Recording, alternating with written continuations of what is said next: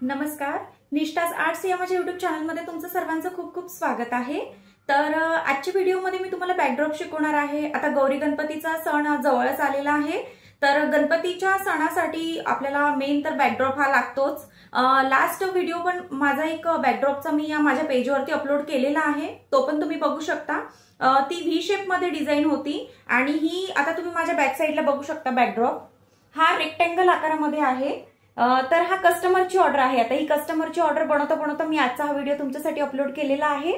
तर हा कसा बनवला आणि म्हणजे याची कटिंग स्टिचिंग वगैरे सगळं काही मी अगदी सोप्या पद्धतीने सांगितलं आहे आणि अगदी सिंपल वे मध्ये। आता कारण रेक्टेंगल आकाराचा असल्यामुळे अगदी सिंपल वे मध्ये बनवलेला आहे, कारण कस्टमरची जशी डिमांड असते तसं मी कस्टमाइज पण करून देते। त्यांना कस्टमायझेशन मध्ये हा हवा होता, मोठी साईज आहे आणि त्यांना यावरती स्वस्तिक वगैरे काहीच नको होतं। आता का बरं, तर काय होतं, काही कस्टमर आता असे प्लेन बॅकड्रॉप बनवून घेतात माझ्याकडनं।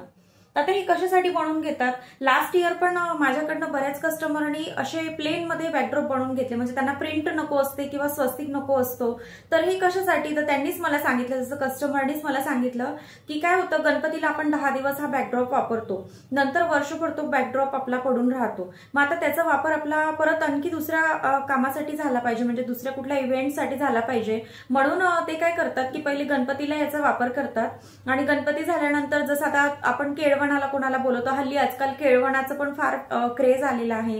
केळवणाला पण भरपूर आपण डेकोरेशन्स वगैरे आता फार म्हणजे सगळीकडे असं करतात। तर त्यामुळे मग आता बाहेर आपण मार्केटमध्ये बघितलं तर बरेचसे स्टिकर्स आता अवेलेबल आहे, किंवा थर्माकॉल म्हणावं, थर्माकॉल शीट मध्ये किंवा बऱ्याचशा म्हणजे प्रकारामध्ये आपल्याला स्टिकर्स मिळतात। तर त्याच्यामध्ये केळवण, वाढदिवस किंवा तुम्हाला जेही काही लागेल, आता लग्न असलं किंवा मेहंदी असेल तर मेहंदी किंवा हळदी, असं लग्न सराईमध्ये पण आपल्याला त्याचे पण बरेच स्टिकर्स मिळतात। तर ते कस्टमर काय करतात, असं प्लेन बॅकड्रॉप माझ्याकडनं बनवून घेतात आणि याचा गणपतीतला वापर झाल्यानंतर मग नंतर जसं काही इव्हेंट असला, जसं आता तुम्हाला मी सांगितलं केळवण वगैरे किंवा लग्नसराई, तर त्याचे स्टिकर्स आणून ते इथे स्टिक करतात आणि त्याचा हा वापर करतात। म्हणजे असा 12ही महिने असा उपयोगात येणारा हा बॅकड्रॉप आहे आणि अगदी सोप्या पद्धतीने मी आज तुम्हाला व्हिडिओमध्ये तो शिकवलेला आहे। तुम्ही पण बनवून बघा आणि कस्टमरला, आता जसं तुम्हाला सेल करायचा असेल, जसं आता हा माझा मी सेलच केलाय, तर तुम्ही कस्टमरला असंच सांगा की तुम्हाला याचा ऑल इन वन म्हणून वापर करता येईल, जेणेकरून तुम्हाला याची लवकरात लवकर ऑर्डर भेटेल आणि नक्कीच भेटेल। कारण आता माझी ही जवळपास प्लेन याची 4थी-5वी ऑर्डर आहे, कारण कस्टमरला पण परवडतं ना। आता एवढं आपण पैसे द्यायचे आणि एवढं बनवून घ्यायचं, आणि ते पण खणाच्या कपड्यात, काय होतं कॉस्ट थोडी जास्त जाते ना याची, तर मग कस्टमरला पण ते परवडलं पाहिजे, म्हणून कस्टमर काय करतात की असंच काहीतरी बनवतात जेणेकरून त्यांना ते बऱ्याचशा इव्हेंट्सला कामात येईल। आणि मेन काय होतं, फॅब्रिक असल्यामुळे म्हणजे कापडाचं असल्यामुळे वॉशेबल आहे, त्यामुळे जास्त काळ टिकतं। आणि काय होतं, आता हँडमेड वस्तू, आता हे ज्या खणाच्या वस्तू आहेत हँडमेड, याला जास्त मागणी आहे। आता मी आता शिवते, तर मला माहिती आहे की बरेच म्हणजे कस्टमर असे आहेत की ज्यांना पर्यावरणपूरक आणि म्हणजे जास्त दिवस टिकणारं आणि वॉशेबल असं त्यांना पाहिजे असतं। तर अशा भरपूर ऑर्डर्स माझ्या असतात। आता हे गणपतीच्याच ऑर्डर्स सुरू आहेत, तर हे बनवता मी हा व्हिडिओ तुमच्यासोबत पण शेअर केला। तर बघा व्हिडिओ पूर्ण आणि तुम्ही पण बनवून बघा, आणि बनवल्यानंतर तुम्ही पण म्हणजे त्याची ऍड करा, जेणेकरून तुम्हाला पण ऑर्डर्स भेटतील। तर आणि व्हिडिओ बघितल्यानंतर तुम्हाला कसा वाटला बॅकड्रॉप नक्की मला कमेंट्स करून सांगा, आणि चॅनलला सबस्क्राईब करायला विसरू नका। प्लीज चॅनलला सबस्क्राईब करा, जेणेकरून तुम्हाला अजून छान छान व्हिडिओज माझे पुढे येतील। चला बघूया आता बॅकड्रॉप आपण कसा बनवला आहे ते। तर आजच्या व्हिडिओमध्ये मी तुम्हाला गणपतीचा बॅकड्रॉप शिकवणार आहे। आता ही जी म्हणजे हा जो बॅकड्रॉप आहे हा कस्टमरची ऑर्डर आहे, तर त्यांची ऑर्डर बनवता तुम्हाला पण मी शिकवून देणार आहे। तर हा मी खणाचा कपडा घेतलाय, त्यांना खणाच्या कपड्यामध्ये हिरव्या कलरमध्ये पाहिजे आहे। तर हा कापड तुम्ही बघू शकता, मी उभा ठेवला आहे आणि दोन्ही बाजूला काठ्या आहेत, म्हणजे जो आपली जी लेंथ आहे किंवा रुंदी म्हणता येईल त्याला, ती रुंदी मी ऍज इट इज जेवढी कपड्याला येते तेवढीच ठेवली आहे।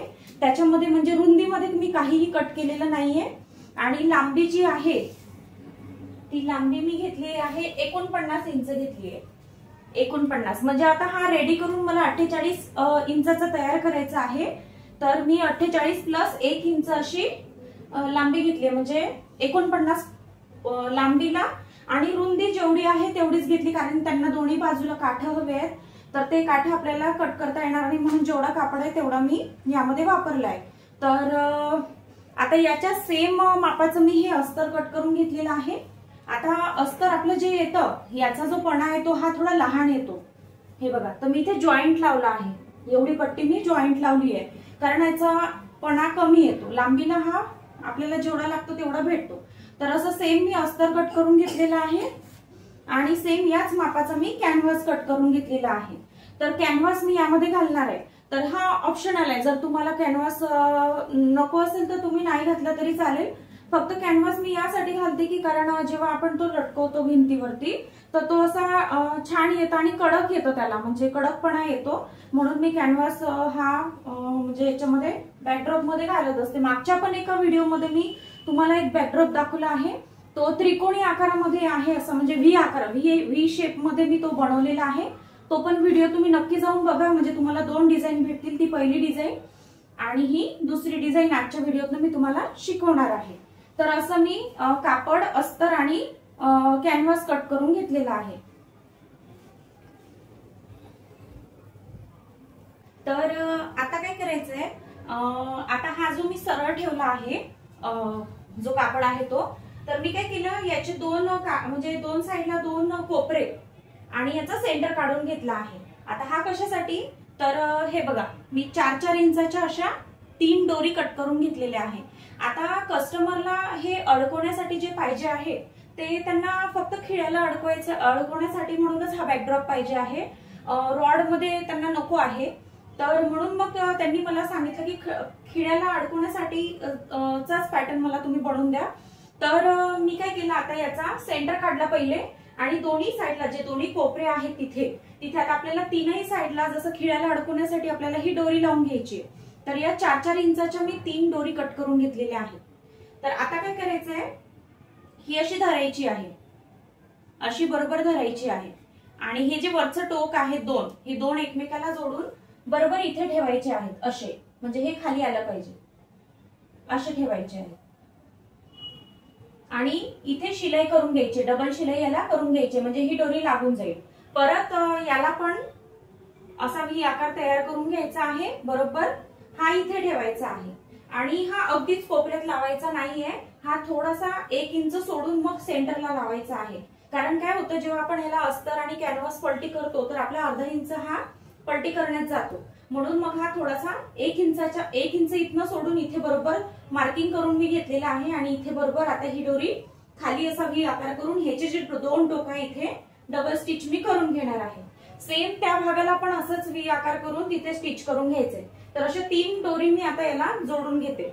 आता ह्या ज्या दोरी आहेत ह्या आपण कपड्यावरती का जोडतोय पहिले, कारण ह्या जेव्हा आपण अशा जोडू आणि जेव्हा कापड पलटी करू तर त्या बरोबर सरळ आपल्या निघायला पाहिजेत, म्हणजे आपली फिनिशिंग प्रॉपर यायला पाहिजे, म्हणून मी हे तुम्हाला अशा पद्धतीने सांगते। त्यामुळे व्हिडिओ पूर्ण बघा, कारण प्रॉपर फिनिशिंग मध्ये आणि लॉक सिस्टीम मध्ये मी प्रॉपर हे शिकवणार आहे तुम्हाला।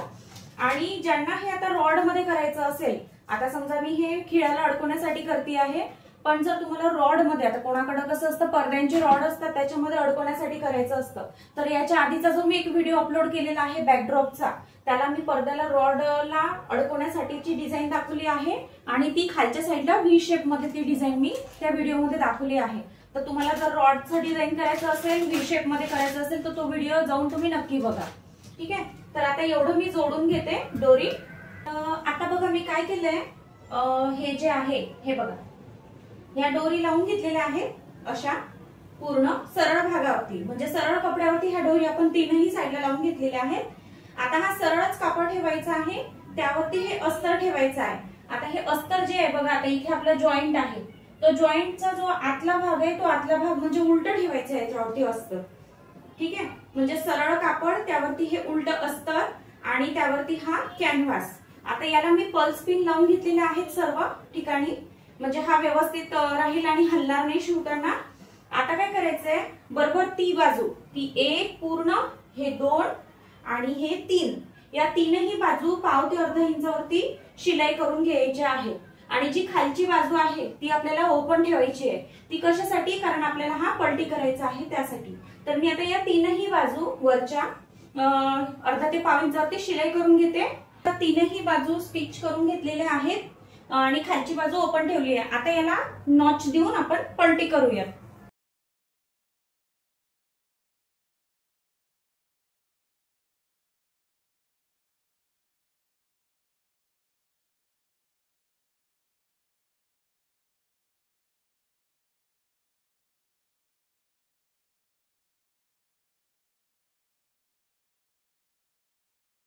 तर अशा प्रकारे आपण पलटी करून घेतलेला आहे।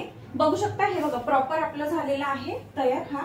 आणि ही बघा ही जी आपण दोरी लावली होती हे बघा जवळून दाखवते, ही बघा बरोबर फिनिशिंग मध्ये बाहेर आलेली आहे।